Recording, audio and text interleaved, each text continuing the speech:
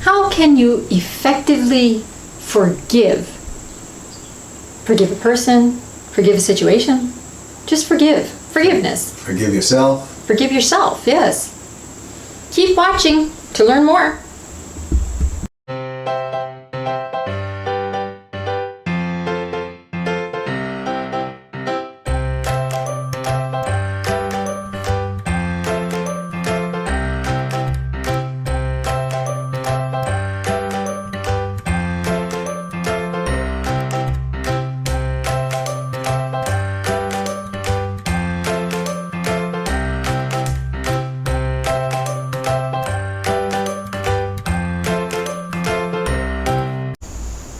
I forgive you, honey. For what? I don't know, but I forgive you. Okie dokie. Isn't that what we're supposed to do when we want to forgive someone? We're just supposed to go tell them, I forgive you? I guess if the Catholic Church teaches that, then sure.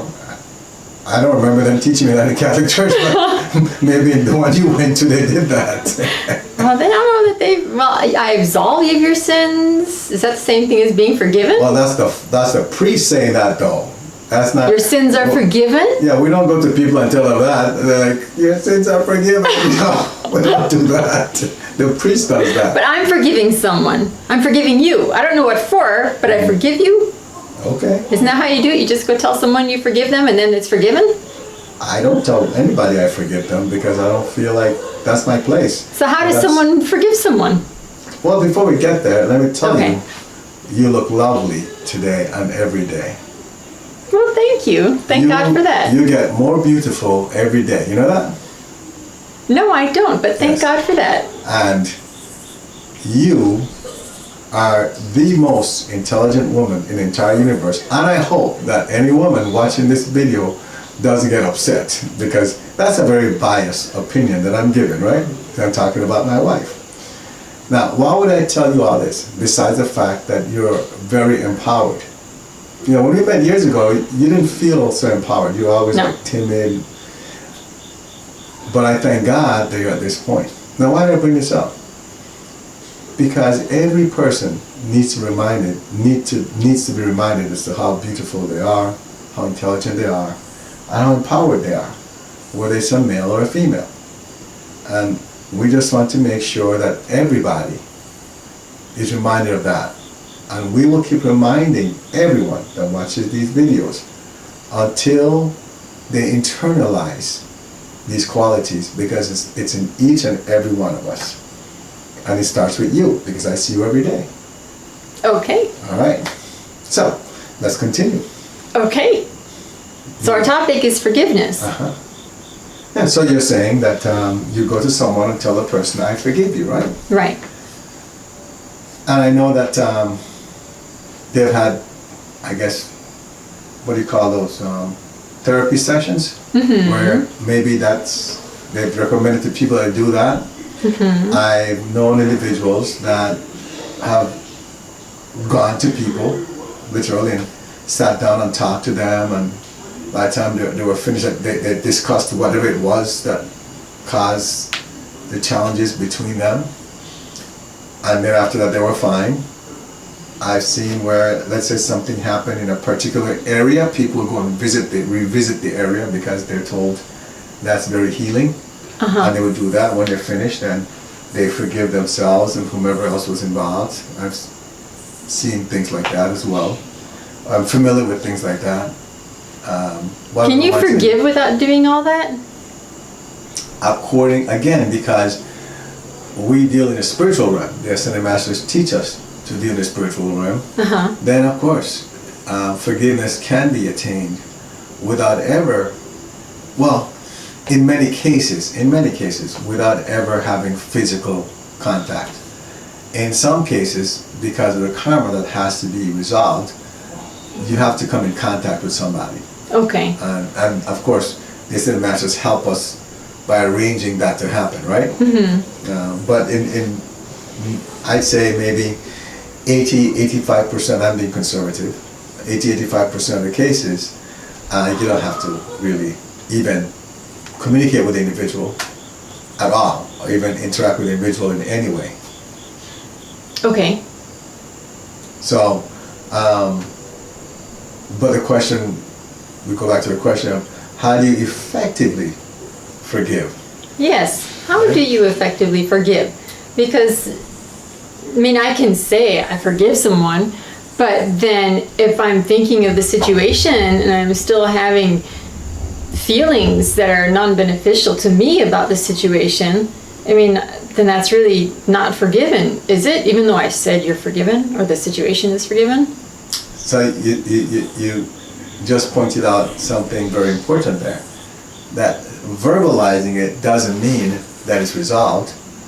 Verbalizing it might just be a way of hoping that it's resolved. Mm-hmm. But you're absolutely correct in saying that if you still harbor these negative emotions or these negative thoughts when you visualize whatever happened, mm-hmm.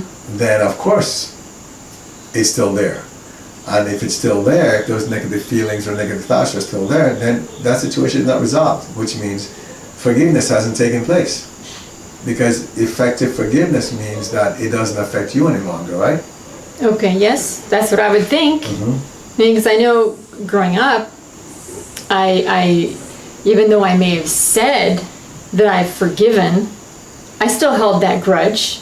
I still held it against the person, you know, and so I know it wasn't forgiven because Jesus wouldn't do that, but I really didn't see it that way. I just thought, well, it's going to be with me for the rest of my life because what happened, it's like a scar. Mm-hmm. You can't get rid of it.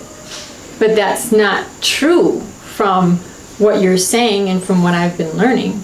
With true forgiveness, you release everything that goes with it, as far as the emotion and any kind of tie that may keep you with that situation. Now, when you say that you release everything, what I envision is like someone like just dumping things, that maybe screaming or venting. Venting is venting. Venting is a word. Like what it just it's a word. To explain releasing. Releasing, right? Like mm-hmm. letting it out, correct? Right, letting it out. Is that what you're talking about? Right, letting it go, releasing it. Just anything tied with it is gone. It's like opening the dam and all the water comes out. And no, but what maybe I didn't express myself properly. What I envision is that the person is sitting down with someone and just talking to get it out. Is that what the releasing is that you're talking about? No. Okay. So I want to make that clear. No, I'm talking about when you're, like, let's say the person's dead. Okay. If the person is dead, how can I go talk to them? I mean, they're a spirit. I know they'll hear me, but how am I going to, effectively forgive them if in my mind they're dead? So no, it's not physically sitting down and talking with someone. I'm talking about going through a forgiveness where I'm forgiving and I'm getting rid of those emotions. How can I effectively do that even though someone is not around, or I don't want to be around that person unless of course I'm told I have to be to balance it? Now when I said talking to somebody, I wasn't referring to talking to the person that you're having a challenge with. I'm just talking about anybody. Some people say that the more you talk about something, mm-hmm. the more you can deal with it, like it doesn't affect you as much anymore. Right. But you don't have to go and talk to the person who was directly involved in the situation. You go and talk to somebody else about it. Like a therapist? You could just or just anybody? Right. Okay. And so that's what I thought, that's what I envisioned when you said release, like you go and talk to this person, you said, this is what this person did to me. It's talking about like being alone in my bedroom and I just let it all out. And then I forgive and it's gone. At least I hope it's gone. Okay. So does it help if you talk to somebody? That's what I'm asking. How does society? I'm sure it does help people if they talk to somebody, but for me, I don't know. I had been to counselors in school. Okay. Those feelings were still there. Okay. So that didn't help me. I know people who had been to counseling for many, many years, and those feelings were still there, connected to whatever situation they were trying to let go of and forgive. So I don't know how effective that is. Mm-hmm.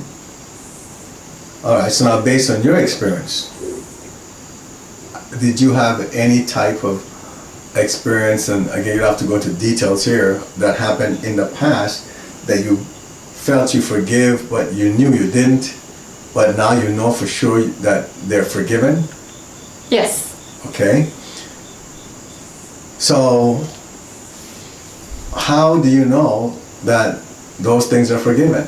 Because when I... Or how do you know, okay, like before, you said they were forgiven, but then how do you know they were not? Let's start with that first. Because the emotions were still there. What emotions? The emotions tied with the situation and the person who I was forgiving, or Okay. choosing to forgive, and I didn't want to deal with that person. Didn't want to be around them. Okay. So that's how I knew it was still there.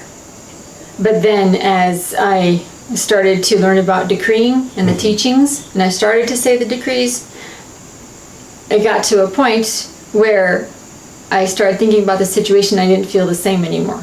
Those feelings that initially were with it weren't there anymore. Okay. And then now it's at a point where I could even be around the person. Everything's fine. It's like nothing ever happened. It's gone. Now, did you just forget about it? The situation? No, didn't forget about it. I still remember it. So that's the key, right? You still remember the situation. So Right. it's not like you buried it somewhere. Nope, didn't bury it. You Still there. But now you can think about it. And what type of emotions or thoughts do you have when you think about the situation?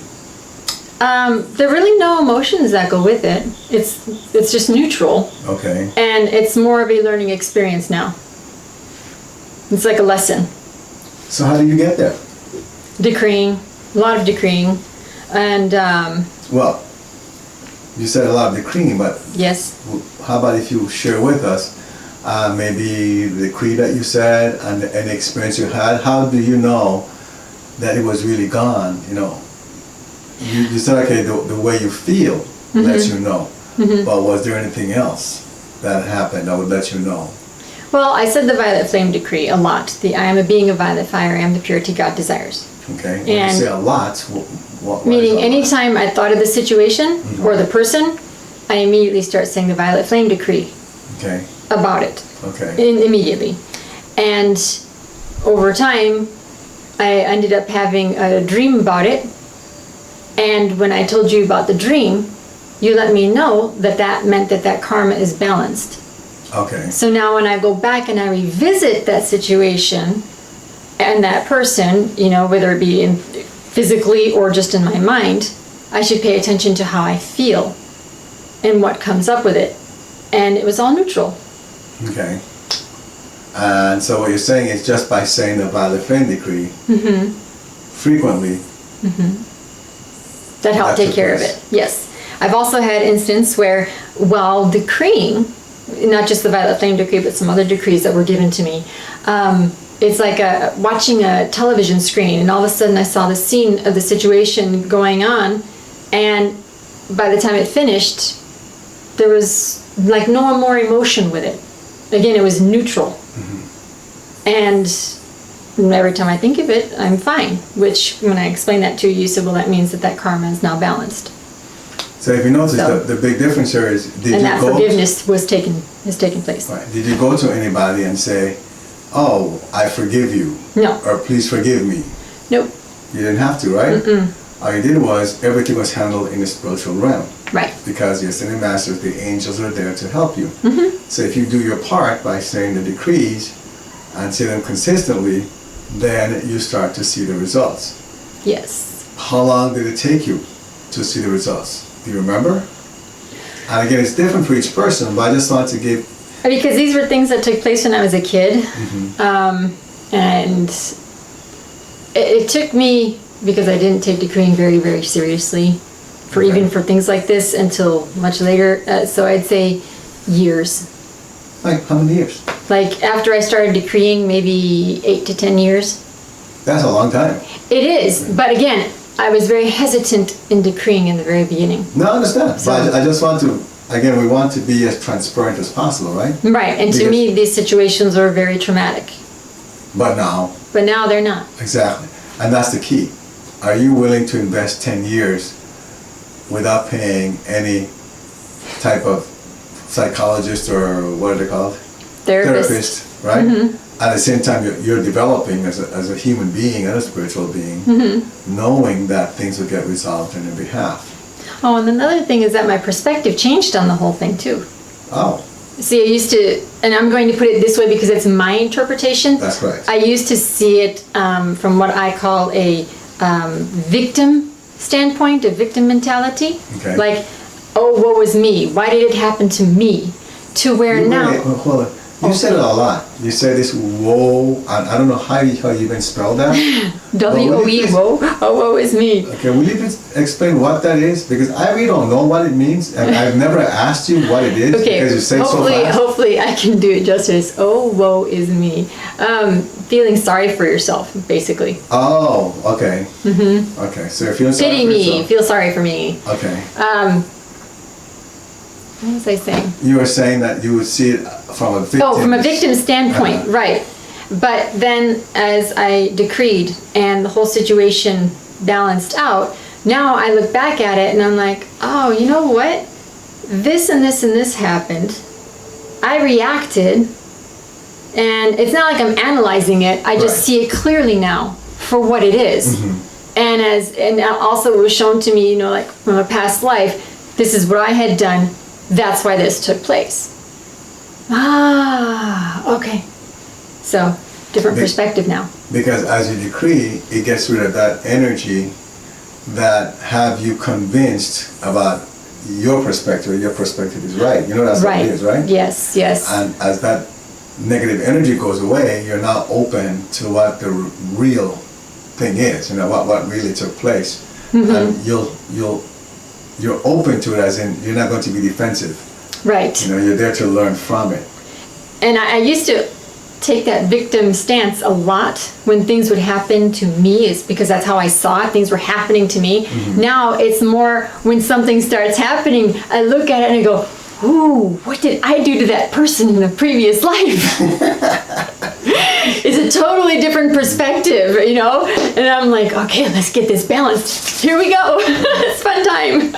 But that all came from the decreeing, learning about the Ascended Master teachings, and from the understanding of the dreams and experiences that I had. Now, keep in mind, I want to clarify this, that just because you asked the question, what could I have done to this person in a previous life, doesn't mean that you did something to that person in a previous life. Right, That's right. just your approach to it. Exactly. While my approach is more like, I wonder what took place between us in a previous life.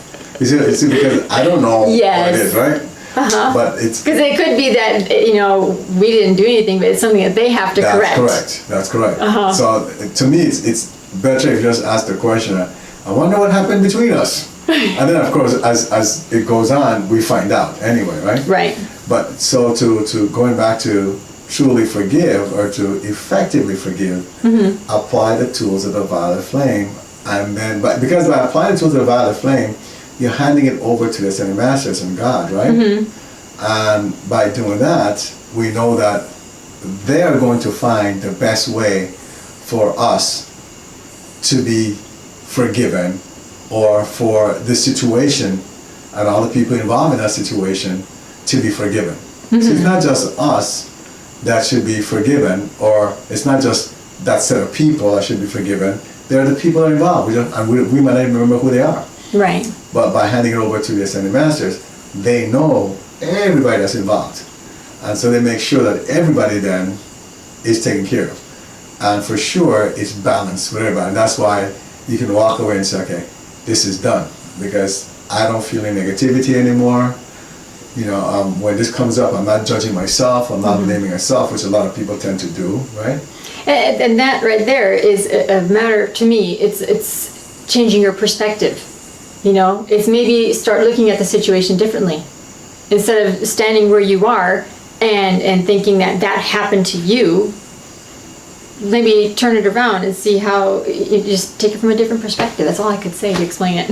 Well, to me, because as that happens and that perspective changes, you see it differently. To me, it was easier to help release things as well, because I noticed my perspective changed every time I would think about it after I started decreeing in regard to the situation. Right, once I started decreeing. But in the meantime, to me, what makes it easier is to look at it from the standpoint of, okay, why, if we're talking about people, why are these people behaving this way?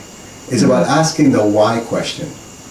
So instead of approaching from, they're being mean to me or they're attacking me, right? And the question wouldn't be why are they attacking me, because then you're judging at that point. Right. The question would be, why are they always so loud?